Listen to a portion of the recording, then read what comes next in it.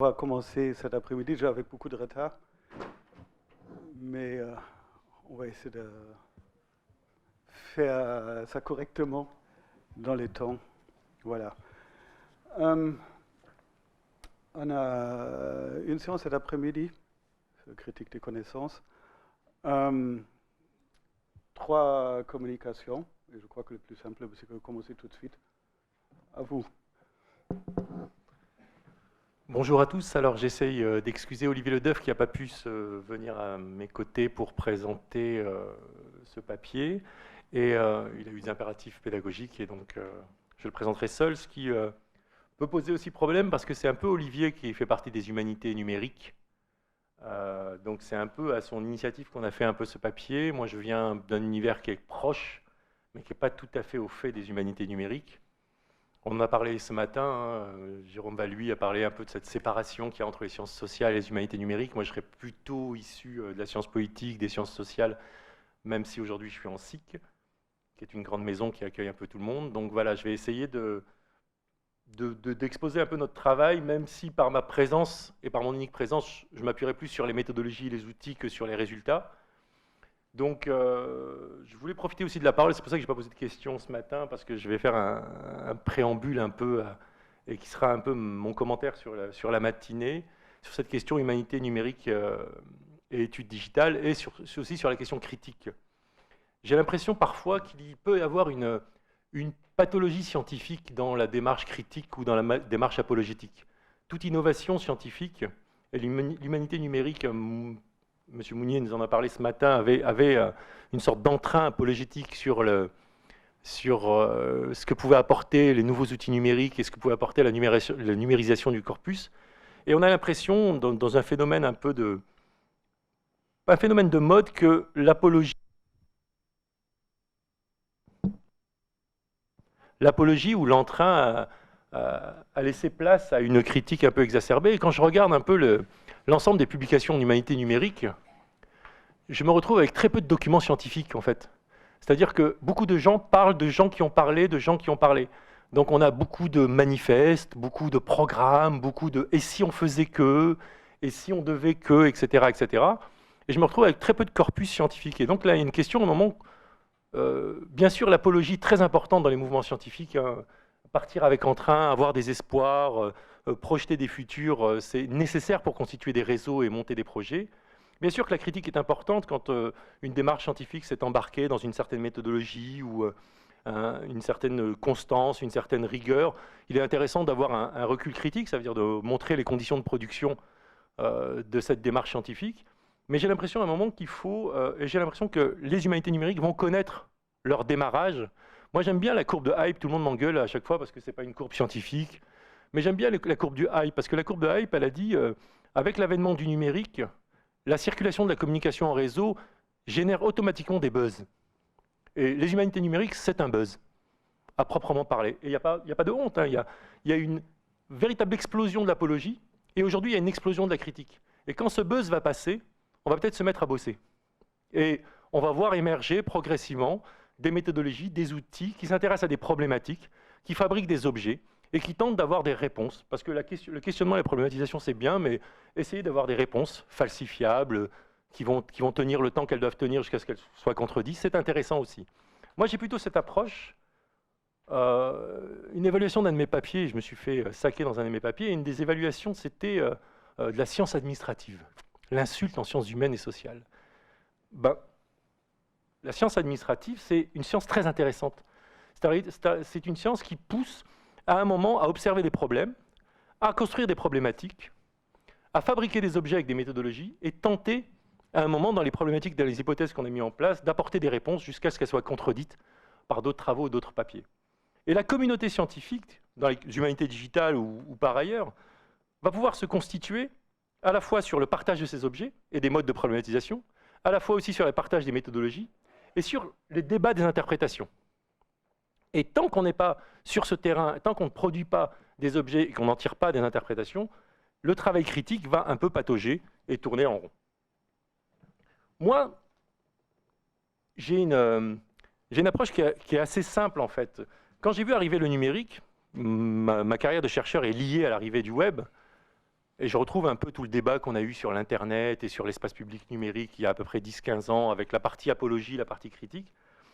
Moi, l'élément que j'ai constaté dans l'arrivée du corpus numérique, dans mon travail, hein, très concrètement, c'est qu'au départ, on a une mutation radicale du statut du document.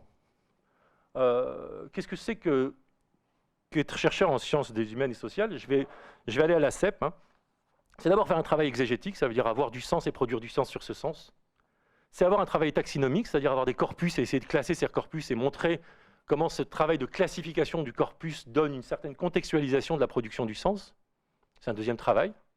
Et le troisième, c'est essayer de produire du savoir, c'est-à-dire du contenu, des représentations pérennes, sur un savoir qui est soit périn, soit volatile. Et moi, dans la tradition des sciences humaines et sociales, on peut classer le travail du chercheur comme quelqu'un qui travaille des documents pour pouvoir produire des représentations rationnelles et scientifiques sur la production de ces documents.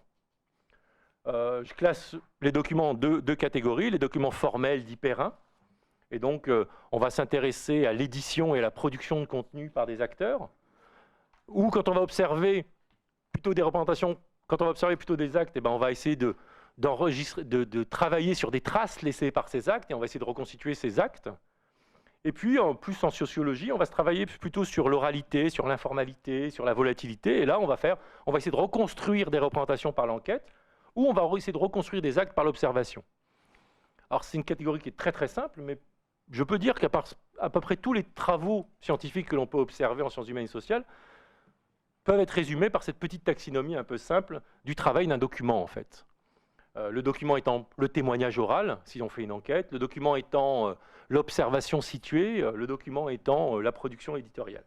Le numérique a apporté une rupture assez importante, vraiment très importante, dans le sens où elle a étendu le document formel au champ du document informel. C'est-à-dire que, par exemple, le web a absorbé la conversation du quotidien. Donc les représentations quotidiennes qu'on a cherchées par l'enquête, en fin de compte, l'énorme quantité de corpus numérique nous permet d'avoir une observation très fine des représentations de gens qui n'étaient pas à même de pouvoir produire des documents formels. Je pense principalement aux études sur les réseaux sociaux. Et les actes eux-mêmes, par une sorte de surveillance généralisée, par une multiplication des outils qui enregistrent la plupart des actes, produisent de plus en plus de data. Et donc on peut là aussi faire de l'observation directe par la data d'actes. Et c'est ces questionnements-là qui, pour moi, forment les études digitales et les humanités numériques, c'est-à-dire toute cette rupture qu'a apporté le corpus numérique dans les représentations classiques du travail des sciences humaines et sociales. Elle a ouvert pas mal de problématiques. Moi, j'en trace 4 qui sont un peu mes violons dingues. C'est l'extension de l'éditorialisation, hein, le fait que l'infâme a le droit de produire aujourd'hui, le tout un chacun a un média, produit un contenu, et donc une nouvelle parole, une nouvelle forme de discours est entrée dans le champ de l'édition formelle. Il y a eu tout un séminaire de sens public sur l'éditorialisation qui interroge, il y a tout un mouvement qui travaille sur les effets de cette extension de l'éditorialisation. On a parlé là, avec l'élection de Trump, du pouvoir des journaux de fausses nouvelles et de l'information nouvelle, hein. Le mensonge comme nouvelle construction de l'espace public politique, et les externalités positives de ces mensonges pour produire des programmes. La publicisation du banal, hein, le fait que tout le monde raconte sa vie privée, tout le monde met à nu son salon, ses vacances, etc., etc. Donc un nouveau corpus formalisé, contenu, traçable, étudiable par le numérique. La traçabilité massive, la nouvelle ouverture des données de la vie quotidienne, hein. Je pense aux données médicales, je pense aussi aux données géolocalisées, qui offrent aujourd'hui une connaissance de la ville, des mouvements, des circulations extrêmement fine, avec des masses de données qui sont assez importantes, et la surveillance de l'intime aussi, à la fois publicisation et surveillance de l'intime, qui produit énormément de données, mais ça, elles sont très peu accessibles aux chercheurs en sciences humaines et sociales, du moins quand il est dans des institutions publiques. Donc, d'un côté, des nouvelles problématiques, et le numérique, c'est aussi des nouveaux outils. Parce que le big data qui fait gros mots, parce que les consultants et les experts l'ont tellement utilisé qu'on ose à peine l'utiliser, mais le big data pose des questions sur les méthodes quantitatives, volumétrie, volatilité, véracité, toute une série de questions que l'on doit se poser, mais toute une série d'opportunités aujourd'hui sur des corpus extrêmement fins qui permettent d'avoir des marges d'incertitude quand elles sont bien maîtrisées, quand ces corpus sont bien maîtrisés, extrêmement fines. L'algorithmie, c'est-à-dire le support du travail intellectuel et l'alliance qu'il y a entre le chercheur en sciences humaines et sociales et l'informaticien, qui sont les deux faces d'un même mouvement. Il n'y a pas pour moi, j'ai travaillé beaucoup avec des informaticiens, il n'y a jamais eu une dichotomie entre l'informaticien et le chercheur en sciences humaines et sociales. Si le chercheur en sciences humaines et sociales est rigoureux et qu'il a une méthodologie rigoureuse et qu'il est capable d'expliciter étape par étape l'ensemble des traductions, l'ensemble des mouvements de sens qu'il met en place, l'informaticien travaillera avec lui en très bonne entente. Et souvent, l'informaticien pourrait être une sorte de critique de la méthode des sciences humaines et sociales, parce que quand il n'arrivera pas à programmer sa méthode, c'est qu'elle manque de rigueur, tout simplement. Et que les discussions avec les informaticiens nous renvoient régulièrement au manque de rigueur de nos interprétations. L'algorithmie exégétique, l'algorithmie prédictive, les masses de données permettent de remplir des cases vides et de se demander si ces cases vides ont une probabilité d'être vraies. Le travail collaboratif et asynchrone grâce aux outils de travail collaboratif, d'annotation collaborative, de critique collaborative, la capacité de fabriquer un corpus commun, de pouvoir l'annoter en commun et de pouvoir garder une historicité de l'interprétation et donc de la discussion. Ça, c'est fantastique, c'est un outil qui ouvre. Aujourd'hui, moi, j'ai commencé la recherche avant les outils numériques, donc c'était un rêve qui se réalise. Voir le crowdsourcing, que j'ai tenté dans deux expériences de recherche qui ont été assez lamentables. Le crowdsourcing demande énormément de développement informatique, de contrôle, de vérification, d'algorithmes qui permettent de pouvoir détecter les erreurs et les fautes. Mais ça reste une perspective intéressante. Pour l'instant, à mes yeux, c'est un échec, mais c'est des ouvertures qui sont, pour moi, très concrètes et qui peuvent travailler. Donc moi, j'ai constitué un projet de recherche qui s'appelle MyWeb Intelligence, qui est très proche de Hive, en fait, parce qu'au moment où je l'ai pensé, Hive était un peu moribond. Et puis, c'était un noyau. Je parle de Hive, tout le monde connaît, Media Lab, Sciences Po, Gitala, Frère Jacomi.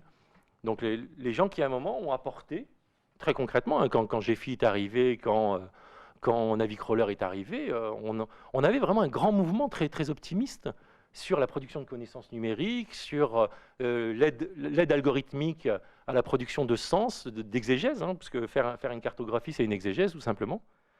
Et donc, à un moment, Navicrawler était mort, Hive était mort, j'ai monté un projet, donc ça c'est la temporalité de la recherche, après Hive a redémarré, donc j'ai un projet qui est pas concurrent, mais qui est assez similaire, avec une approche un peu différente, qui s'appelle MyWeb Intelligence, dont l'objet est de constituer des corpus numériques pour chercheurs en sciences humaines et sociales.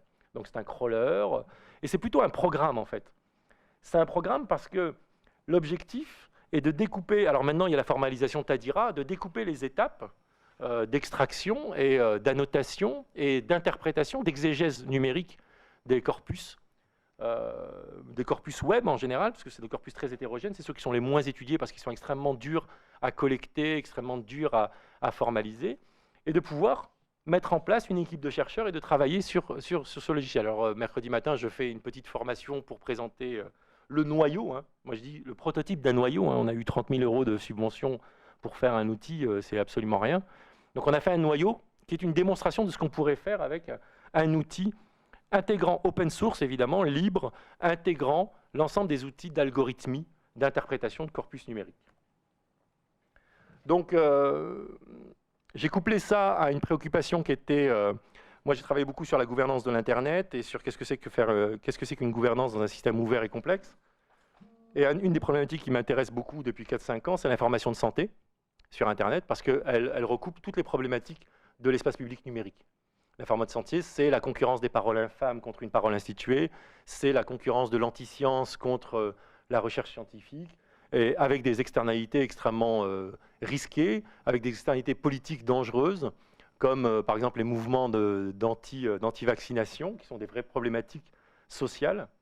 Moi, j'ai un attrait aussi pour l'engagement du chercheur, l'engagement politique, par sa recherche dans son espace public.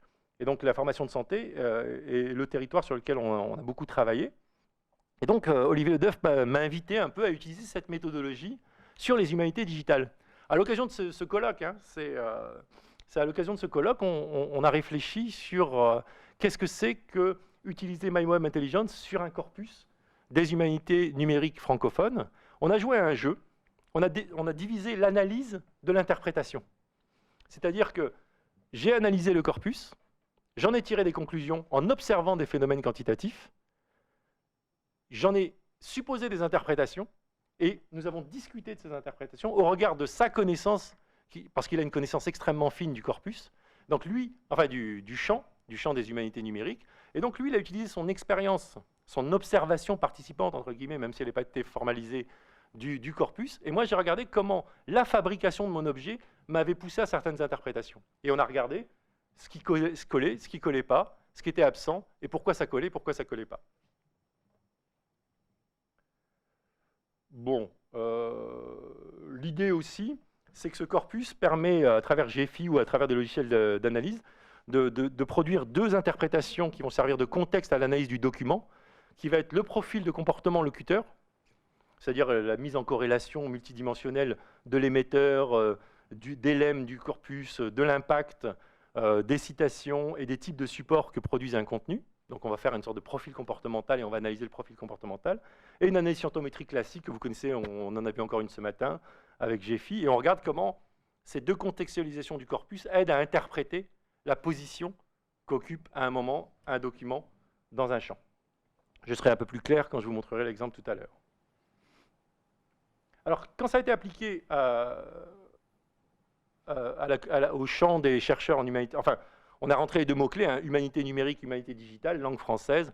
On a demandé à l'API de Google de nous sortir à peu près 10 000 pages et on a appliqué la méthodologie d'analyse.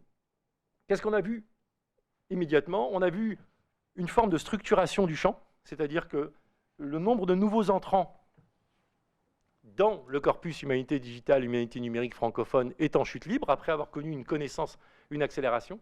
Donc les nouveaux entrants ont connu une accélération jusqu'en 2014, où là il y a une véritable explosion du champ, et puis progressivement une diminution, et on voit une diminution tendancielle qui manifesterait le fait d'une saturation de recrutement des acteurs d'humanité numérique, humanité francophone, donc une fin d'émergence et un début de structuration.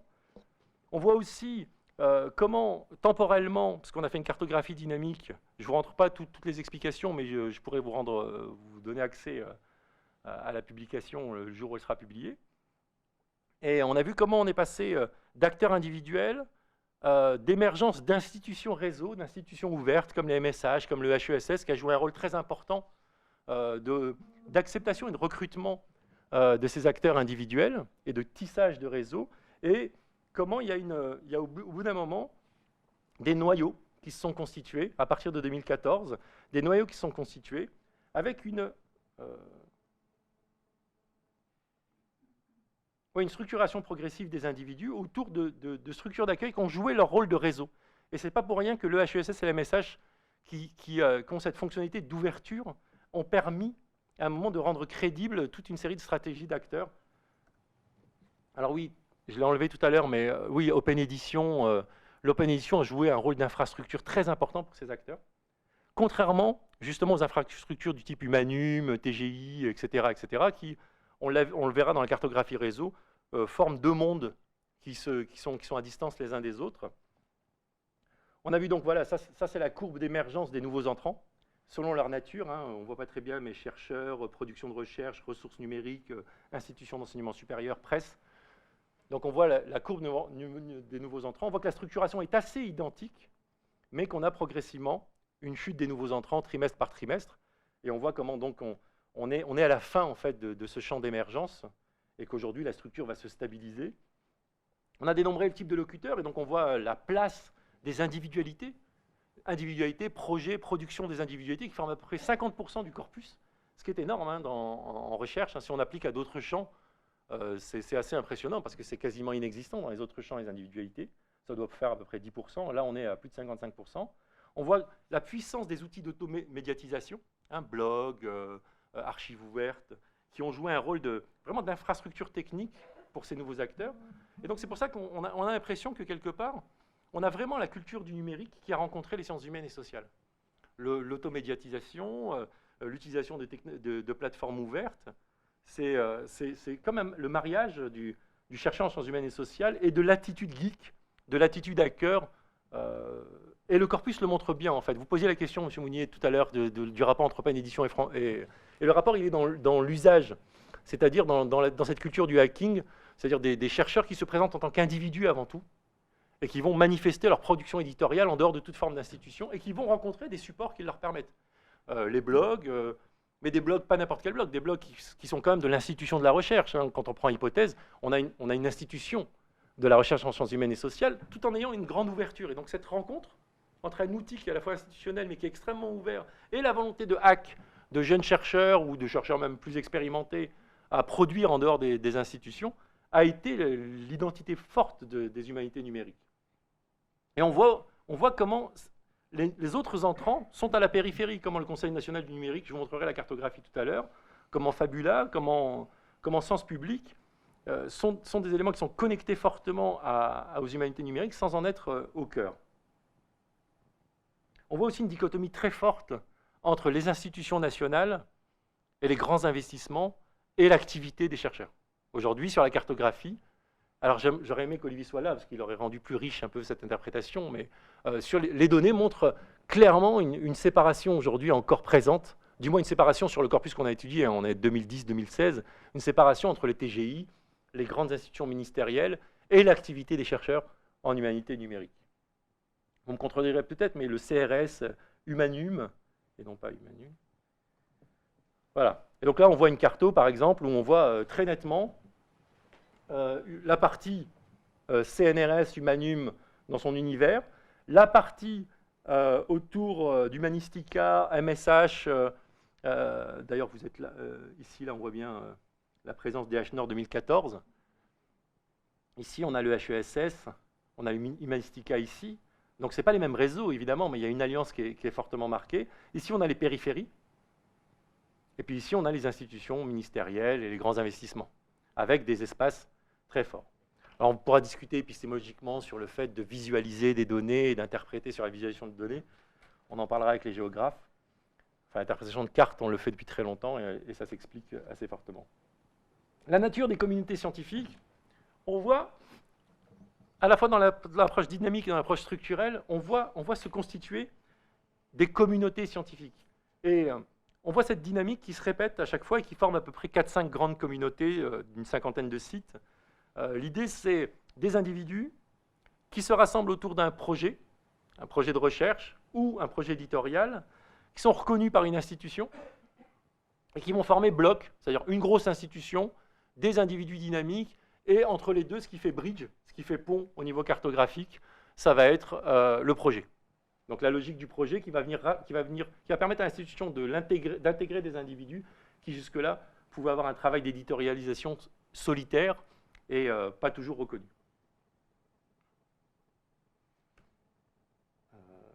Ça, c'est les différentes communautés. Hein. On a appliqué un modularity class pour ceux qui ont déjà utilisé GEFI, c'est-à-dire un algorithme de détection de communautés sur la cartographie, et on a regardé le nombre de communautés et la structure de chacune des communautés. On voit qu'on a justement cette structure pérenne entre chercheurs individuels, production de projets de recherche, fabrication de ressources numériques et reconnaissance de l'institution. Et on voit, toujours dans les analyses réseau, c'est ce qu'on appelle des principes d'invariant d'échelle, c'est-à-dire qu'il existe très peu de pôles qui, au bout d'un moment, finissent par absorber la plupart des ressources, et il a une longue queue de communautés. Là, je n'ai mis qu'une quinzaine de communautés, il y en a plus de 60. Hein. Il y a une limite, évidemment, à ce travail. Alors là, je n'ai pas rendu lisible, je suis désolé, je n'ai pas rendu lisible ce document. Le premier, l'analyse du web et l'analyse des études digitales et d'un corpus web pose vraiment énormément de problèmes. Le premier problème, c'est l'accès à ces ressources. L'accès aux ressources numériques est extrêmement difficile. Jusque-là, avant le numérique, le chercheur, il avait les archives départementales, nationales, et il avait la bibliothèque. Et donc, il partait sur ses archives et la bibliothèque. Et puis, quand il voulait observer du formel, il imitait un terrain et il pouvait observer une réalité. Aller interviewer des personnes ou participer à un espace social et l'observer. Donc, on avait soit quelque chose de matériel d'observable, soit on avait des représentations, des documents qui, eux, étaient centralisés par des institutions. Le chercheur en études digitales, il n'a ni l'un ni l'autre. Son phénomène n'est pas observable directement, et il n'a pas d'institution qui rassemble l'ensemble des archives numériques. MyWeb Intelligence, ça a été un prototype qui voudrait commencer à répondre à cette question. La question de la constitution des archives numériques pour travailler en sciences humaines et sociales et pour pouvoir justement avoir une dimension cumulative dans la recherche, voire une dimension reproductible dans la recherche en sciences humaines et sociales. Le deuxième limite, donc l'accès à ces archives numériques est toujours très problématique. Là, en l'occurrence, pour faire vite, on est parti sur un scénario d'usage d'indexation de Google, c'est-à-dire par l'API, on arrive à avoir à peu près 10 000, 100 000 pages si on a envie, ce qui est assez intéressant parce qu'on peut à un moment épuiser, il y a une méthode d'épuisement du corpus qui va être une méthode valide pour constituer son corpus. Mais bon, ça pose une vraie question sur ce qui a été indexé, pourquoi ça a été indexé, ce qui a disparu. Le deuxième élément, c'est le statut ambigu de l'hypertexte.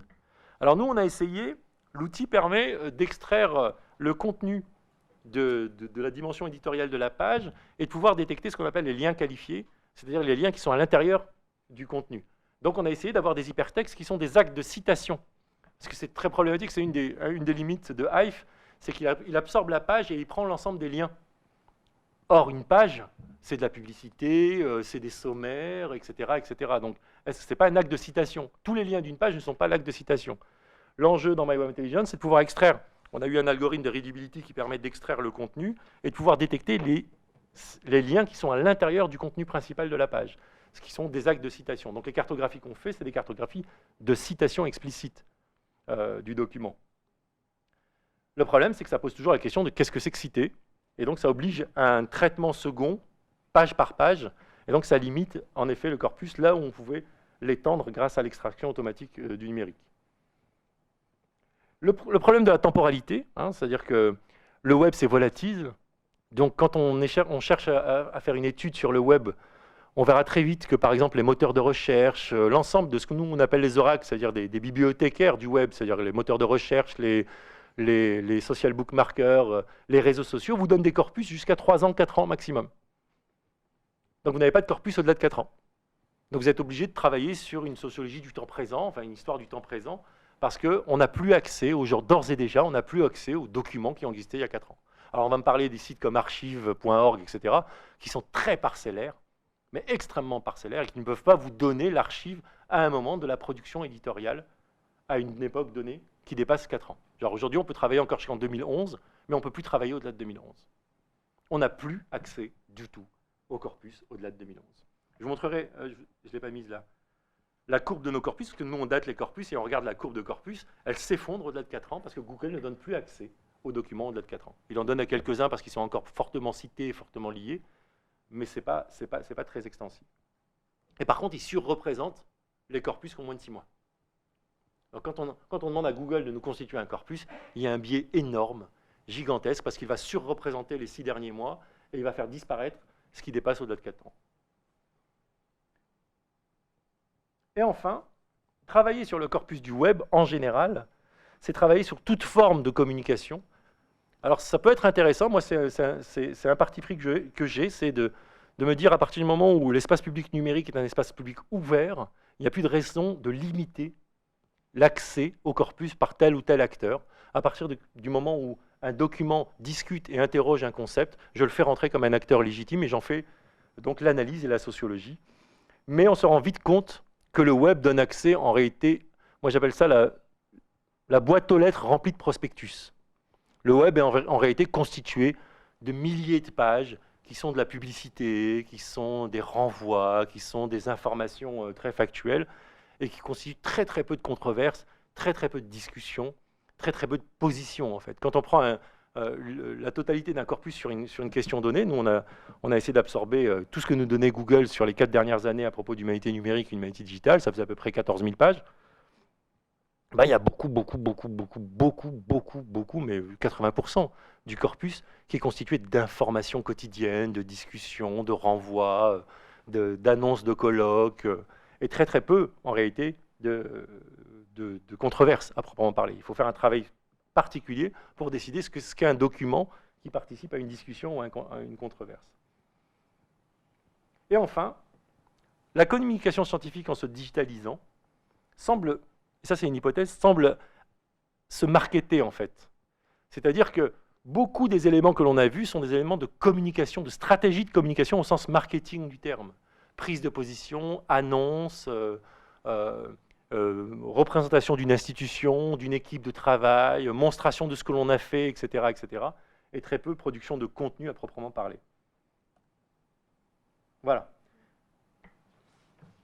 J'ai essayé tant bien que mal de compenser l'absence d'Olivier, mais vous montrer à la fois l'outil, et je vous invite tous mercredi matin à venir à la formation pour voir un peu l'outil. Et j'ouvre, parce que c'est un des objectifs de cette présentation, j'ouvre vraiment la réflexion autour de cet outil qui est open source, qui va être utilisé encore dans de nouveaux appels d'offres, et qui va permettre de réfléchir et d'essayer de faire rentrer les outils algorithmiques d'analyse et de constitution de corpus. Merci beaucoup. On a le temps pour quelques questions, oui. Allez-y. Oui. Une question toute simple, comment une telle explosion est-elle possible? Orthographe en janvier.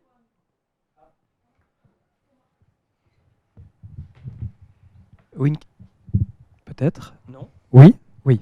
Peut-être une question toute simple. Comment une telle explosion est-elle possible en janvier 2014 ? Je ne sais pas si en tant qu'expert, Olivier avait des hypothèses. Il se passe beaucoup de choses vers ce moment-là, mais que ça puisse être multiplié par, je ne sais pas, 10, 20 tout à coup, ça me semble extrêmement étonnant. Oui. Alors, à la limite du biais. Oui, deux hypothèses. Soit, mais ce qui m'étonnerait, soit Google nous a pas donné accès aux documents avant 2014, parce que son ranking peut considérer que les documents ne valent pas. Alors, c'est ça un des biais majeurs de l'accès à l'oracle, c'est le ranking de Google. Google peut considérer des documents qui ne sont pas assez liés, qui ne sont pas associés à des sites qui ont une historicité, etc. Il peut considérer que ces documents ne sont pas documents dignes d'être présentés, en fait. Et le ranking du Google, qui est une grande inconnue, peut-être qu'il décide que les corpus qui sont dignes d'être présentés à une requête émergent en 2014. Donc ça voudrait dire quelque chose, une forme de l'institutionnalisation, une forme de l'audience. Peut-être qu'en 2014, en effet, énormément d'activités, énormément d'hyperliens, fait que Google met à jour. Alors, il n'y a pas de biais sur le corpus, parce que c'est l'API. En fait, on lance une requête, l'API nous donne, on lui donne une date, on lui a donné 10 ans, et il nous envoie tous les résultats que Google possède à un moment donné, ce qui fait à peu près 15 000 pages. Donc, je ne pense pas qu'il y ait un biais sur l'extraction de la donnée. Par contre, il y a sûrement un biais sur ce que Google rend accessible à un moment donné. Et quelque chose se passe en 2014 qui fait qu'au niveau peut-être du ranking de Google, il considère que ces documents sont dignes d'être des réponses à des requêtes, qu'il n'y a pas avant 2014. On a observé en effet très factuellement qu'il y a eu des moments très très forts en janvier 2014, les AdCamp, il y a eu des moments qui vont structurer fortement la communauté et qui va amener à une production de contenu de plus en plus importante. Avant, c'est une vraie question. Et je n'ai pas la réponse en fait. Oui, donc clairement, il y a eu un changement d'algorithme dans ce cas-là, et ça ne dépend absolument pas de nous, mais ça rend difficile l'interprétation de tout le reste, je trouve. Ce qui est intéressant, parce que je n'ai jamais vu de quantification aussi précise. Enfin, on voit les graphes, c'est vous qui avez la précision, mais cette quantification en elle-même peut être très intéressante, évidemment. Ouais. Là, en l'état, je ne vois absolument pas ce qu'on peut en dire. Ce que je peux assurer, c'est que l'API extrait d'une façon équivalente, c'est-à-dire quand on demande à Google, l'API renvoie un corpus. Il extrait mais pourquoi Google? Est-ce que c'est Google, en effet, qui décide qu'il y a une rupture en 2014 et qu'il peut vous rendre accessible plus facilement les éléments? Est-ce que c'est une activité particulière scientifiquement? Est-ce qu'il y a une forme d'institutionnalisation qui se passe à partir de janvier 2014? Est-ce qu'il y a des institutions plus fortes? Est-ce qu'il y a des événements qui ont connu une publicité? Parce que n'oublions pas que l'on parle d'éléments qui rendent public. Voilà, un des éléments que je n'ai pas dit. Dans mon corpus, les humanités digitales à Bordeaux n'existent pas. On ne peut pas dire qu'il n'y a pas eu d'humanité digitale à Bordeaux. Il y a eu un énorme travail, encore énormément de chercheurs qui travaillent sur les humanités digitales, mais dans le corpus, il est inexistant. Pourquoi? Parce que les humanités digitales à Bordeaux connaissent un tournant aujourd'hui, avec une reconfiguration, un travail, et les gens qui supportaient l'activité éditoriale scientifique ne sont plus là. Donc les sites ont disparu. Donc les documents ont disparu. Les corpus qu'on a, c'est des corpus vivants numériques qui sont soutenus par une activité éditoriale scientifique. Ça n'a rien à voir avec la sociologie même des acteurs. Il ne faut pas prendre le doigt et la lune. C'est-à-dire, aujourd'hui, ce qu'on étudie avec un corpus donné par Google, c'est le corpus vivant actuellement et qui est supporté par une stratégie éditoriale d'une institution ou d'un individu qui est encore actif. L'individu qui cesse d'être actif, ou le projet de recherche qui n'a plus le financement pour payer son site web a disparu du corpus, a vraiment disparu. Donc s'il y a une mutation à un moment, c'est comme ça que le corpus aussi disparaît progressivement, et je vous disais tout à l'heure, on a des corpus du temps présent, et un corpus d'activité éditoriale actuelle. Ce qui apporte en effet énormément de biais par rapport à la réalité. La seule chose qu'on peut observer aujourd'hui, c'est un corpus numérique. La question de en quoi il représente une réalité sociologique, ça c'est une question qui est plus couverte, et qui pose vraiment beaucoup de questions. En revanche, les requêtes permettent de formaliser à partir de simples listes un réseau, de voir effectivement, sans chercher à le quantifier nécessairement, mais permet de voir des choses et des évolutions, sans aucun doute. Oui.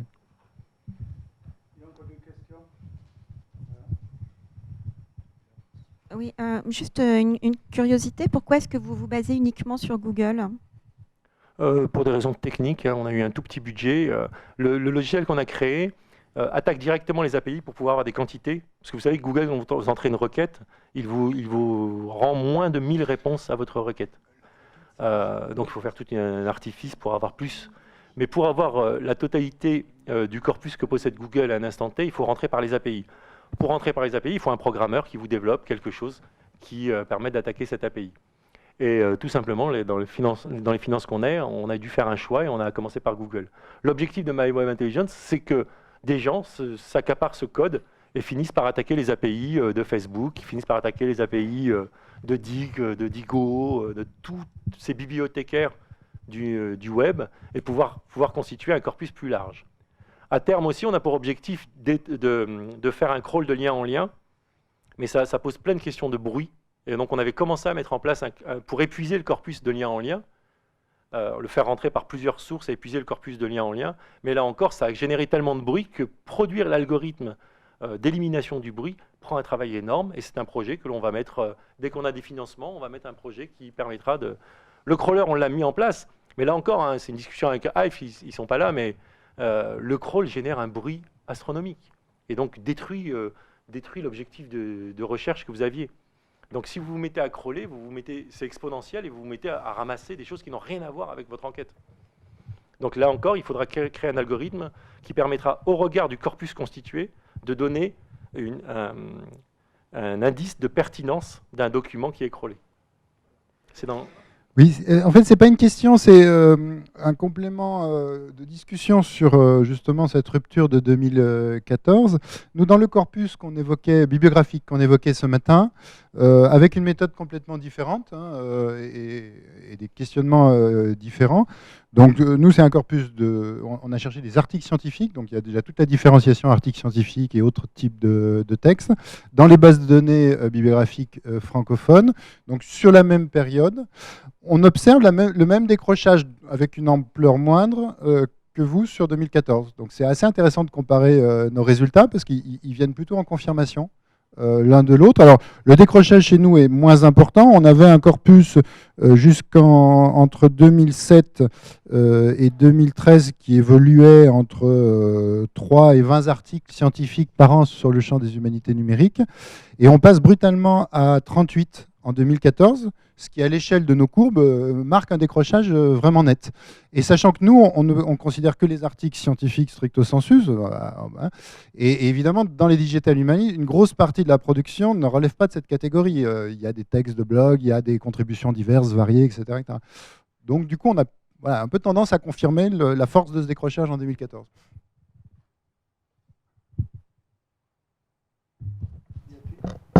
Est-ce qu'il y a encore une question dans la salle? Un commentaire, une remarque? Pas peut-être, sinon à la fin on aura encore du temps. Merci encore et puis on passe